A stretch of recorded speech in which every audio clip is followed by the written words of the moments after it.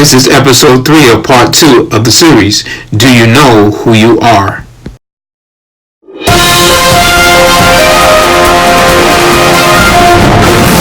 One particular scripture that comes to my mind when I think of this particular passage is in Romans, the 1st chapter and the 18th verse. And it reads, "For the wrath of God is revealed from heaven against all ungodliness and unrighteousness of men, who by their unrighteousness suppress the truth. For what can be known about God is plain to them, because God has shown it to them. For his invisible attributes, namely his eternal power and divine nature, have been clearly perceived ever since the creation of the world and the things that have been made, so they are without excuse."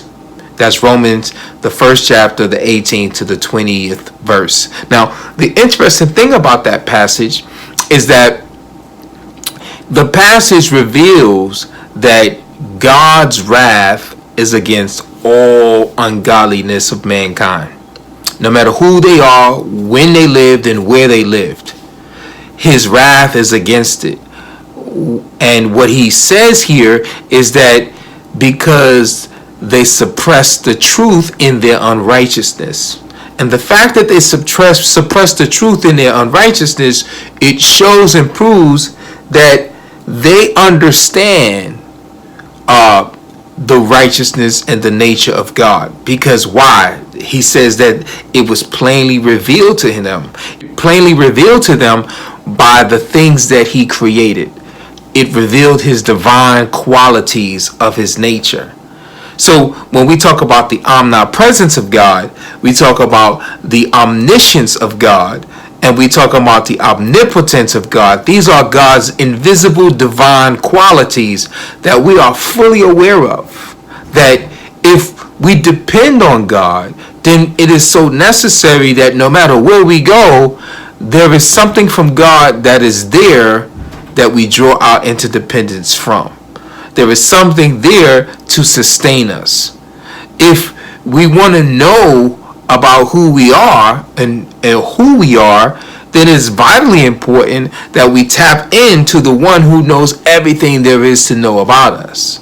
And the fact that he is so all-powerful that he can govern each and every one of our lives by leading us, by hemming us in, it goes to show that his divine qualities prove that he is the very God of each and every one of us.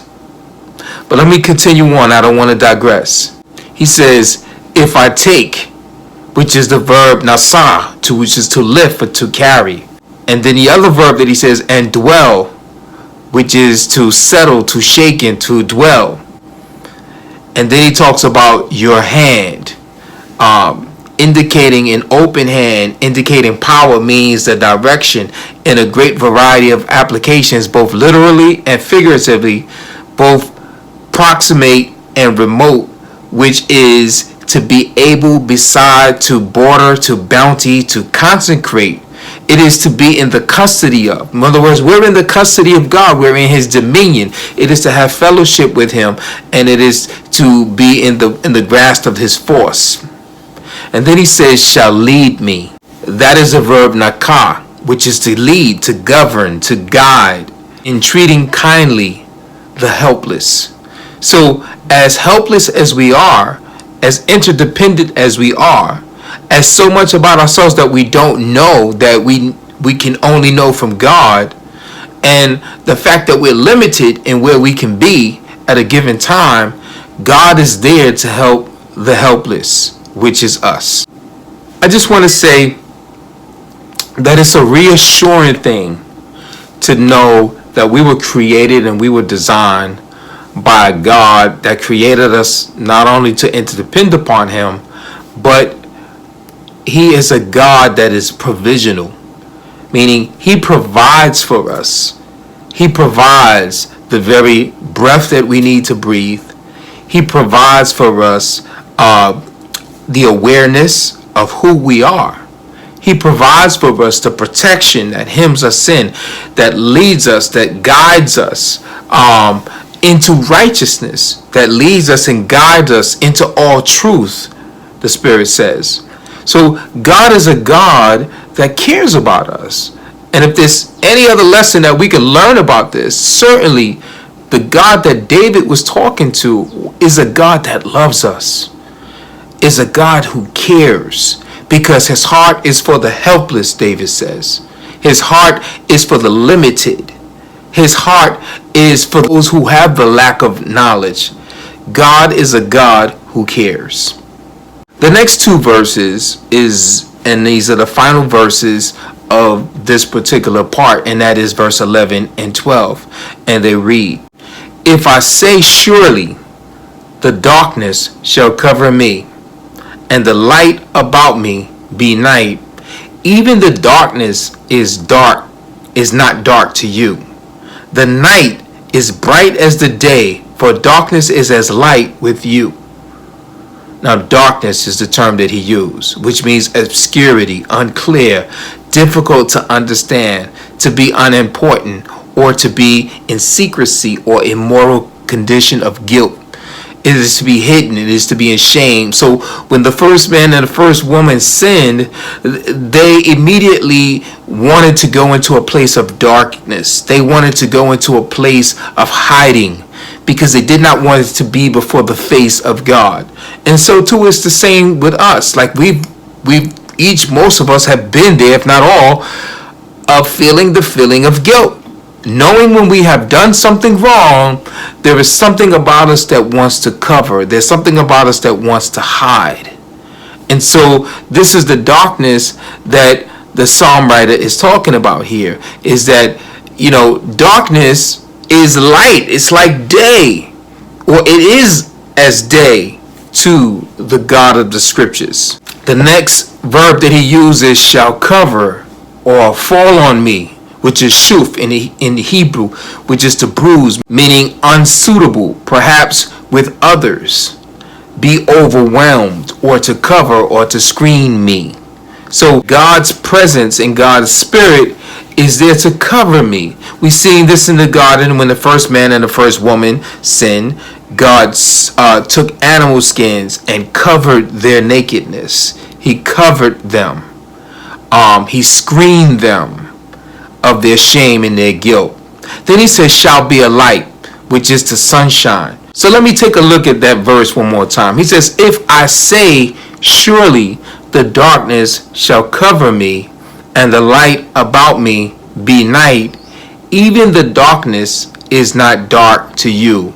The night is bright as the day, for darkness is as light with you. And so we can rest for sure in the fact that whatever obscurity, whatever unclearness we may be in, when it relates in relationship to that which is dark, which is the darkness of a immoral condition or guilt or shame for something that we may have done, that there is no darkness that is too dark where God cannot see. There is no guilt where God's understanding and his love and his compassion and his care cannot reach. And that's the point that David understood, because David was a man who at one point in his time, we read in scriptures certainly that he needed a God that can reach through the darkness of his life or the darkness of his times. And the darkness just wasn't necessarily immoral darkness, but he was also faced through the darkness of persecution. So once again, as we take a look at this omniscient, omnipresent, omnipotent God, that there is no dark phase of our life, whether it's the darkness of guilt, whether it's the darkness of circumstances, whether it's the darkness of turmoil. Darkness is as light with the God that understands everything there is about us. So if there is an unclearness, there's a lack of clarity in terms of knowing who we are, our lack of knowledge is not so dark to the point where God doesn't know who we are. And that's the reason why we select this chapter, because the chapter gives us a basis to begin to know who we are. And we cannot know who we are First and foremost, if even seeking who we are is so unclear to us, our knowledge is limited. We can't be everywhere at the same time. So there's things that's going on in different parts of our life and our body that we don't even fully grasp. We don't even fully understand. But needless to say that there is a God who understands it all. And there is a God who has presence everywhere at the same time. And therefore, we can rest assured and we can count on the fact that he knows all that there is to know about who we are. So my final notes that I want to leave with you guys is that who do you know that doesn't want to be understood in this life? And what's the thing that people are likely most guilty of when debating or even arguing with someone else? That be, they want to be understood. Everyone wants to be understood. Everyone wants to be heard. Everyone wants to be noticed. So much so that they focus more on what they want to say than listening to what others may say. While the one they are speaking with is talking, oftentimes they are so focused at the same moment more on making themselves better understood by the person whom they're communicating with. They are preoccupied with what they want to say. Friends, as people created by a God who knows more about who and how we are designed than we do, it makes sense that we were designed to be fully understood in this life. Many go through life affected and scarred by the feeling of never being able to fully be understood. Could this be why people, when depressed, despondent, or feeling like a misfit in life or society, there's an urge to maybe be expressive in ways they shouldn't, ways that are abusive, like excessively or altering one's lifestyle into seclusion, altering one's consciousness with substance abuse, or even altering their bodies?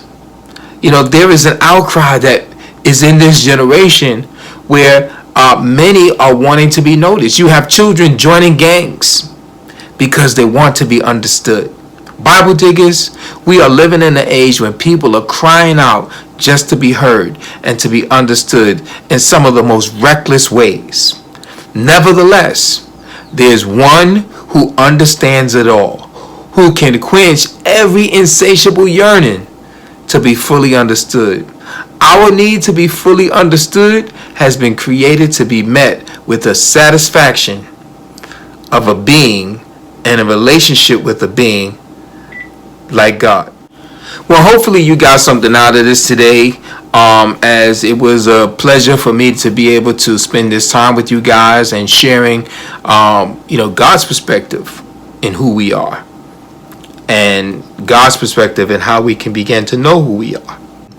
And with that said, I'm going to leave you with that until we meet again in the next part. We'll be picking up starting at the 13th verse, going down to the 18th verse as we continue into the third part of this series. Hopefully you guys are getting something out of this. And until we meet again, until the next time, take care. And don't forget, keep digging in the Word. God bless. I love you guys. Friends, do remember to subscribe and like this channel if you like it. And don't forget to share with others. God bless.